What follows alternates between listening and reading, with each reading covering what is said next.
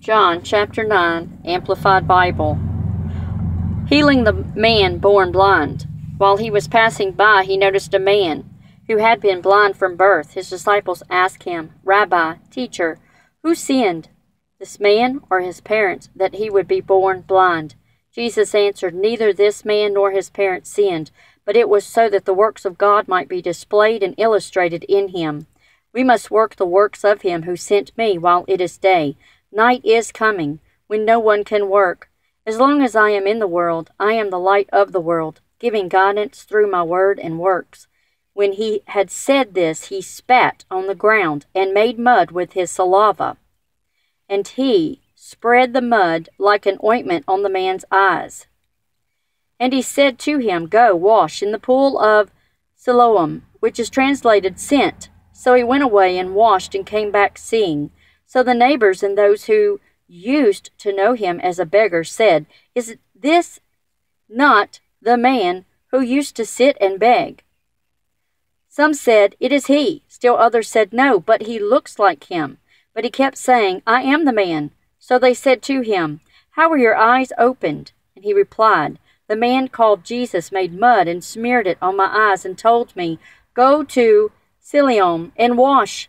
And so I went and washed, and I received my sight." And they asked him, "Where is he?"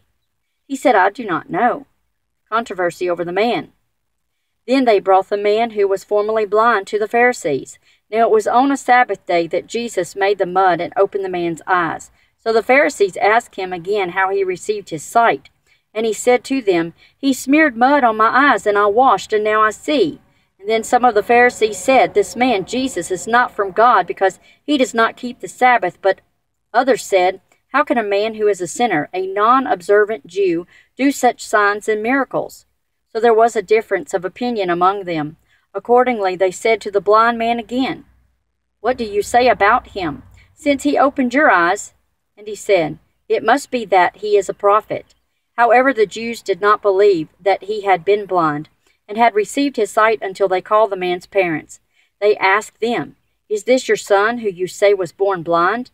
Then how does he now see?" And his parents answered, "We know that this is our son, and that he was born blind, but as to how he now sees, we do not know, or who has opened his eyes. We do not know. Ask him. Stop asking us. He is of age. He will speak for himself, and give his own account of it." And his parents said this because they were afraid of the leaders of the Jews, for the Jews had already agreed that if anyone acknowledged Jesus to be the Christ, he would be put out of the synagogue, excommunicated. Because of this, his parents said, "He is of age, ask him." So a second time they called the man who had been born blind and said to him, "Give God glory and praise for your sight.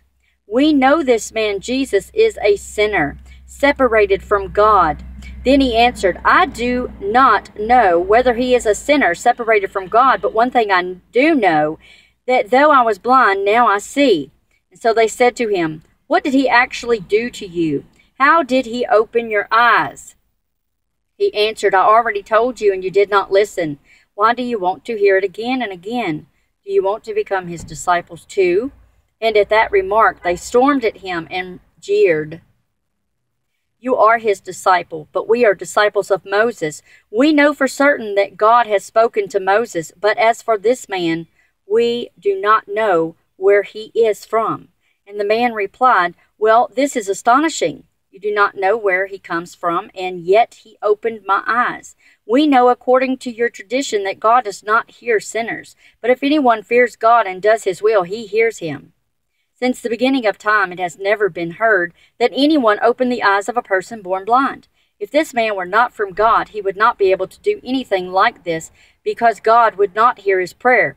They answered him, "You were born entirely in sins, from head to foot, and you presume to teach us?" Then they threw him out of the synagogue. Jesus affirms his deity. Jesus heard that they had put him out of the synagogue, and finding him, he asked, "Do you believe in the Son of Man?" He answered, "Who is he, sir? Tell me, so that I may believe in him." And Jesus said to him, "You have both seen him, and in fact he is the one who is talking with you." And he said, "Lord, I believe in you and your word." And he worshipped him with reverence and awe. And then Jesus said, I came into this world for judgment, to separate those who believe in me from those who reject me, to declare judgment on those who choose to be separated from God, so that the sightless would see, and those who see would become blind. Some Pharisees who were with him heard these things and said to him, Are we also blind? Jesus said to them, If you were blind to spiritual things, you would have no sin, and would not be blamed for your unbelief.